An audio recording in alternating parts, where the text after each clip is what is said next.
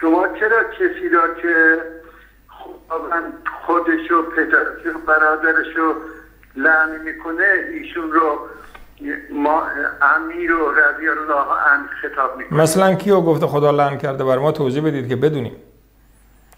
بله، آقای بزار در مسند خود جلد 9 صفحه 286 حدیث شماره 3839 میگه پیامبر معاویه برادرش یزید و پدرش ابوسفیان را لعن کردند و همچنین ام المؤمنین عایشه هم ایشون را همیشه در نمازش نفرین میکردند.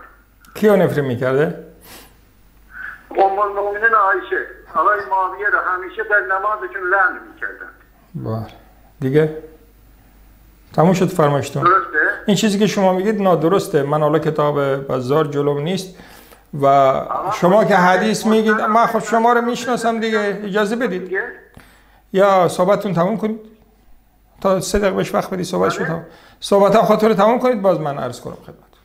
بله آقا ام المؤمنین عایشه هم ابن حجر عسقلانی در الاصابه میگه که ام المؤمنین عایشه همیشه در نمازش ایشون رو چیز میکردن، لعن میکردن.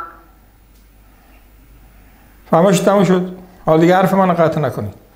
ما با این گفته‌های شما اصلا موافق نیستیم و مطمئن هستیم که چنین چیزی نبوده و حضرت عایشه لعن نکرده، پیامبر ما لعن نکرده، بلکه پیامبر ما طبق احادیث دیگه نمیذاره که من صحبت کنم.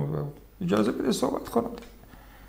تا اونجایی که ما میدونیم و شما شیعه هم قبول دارید، حضرت معاویه کاتب وحی بوده، شما میگید نه کاتب نامه ها بوده. من در کتاب شب‌های پیشاور خوندم که نه، میخواد یکم قیمتش رو ارزشش رو پایین بیاره.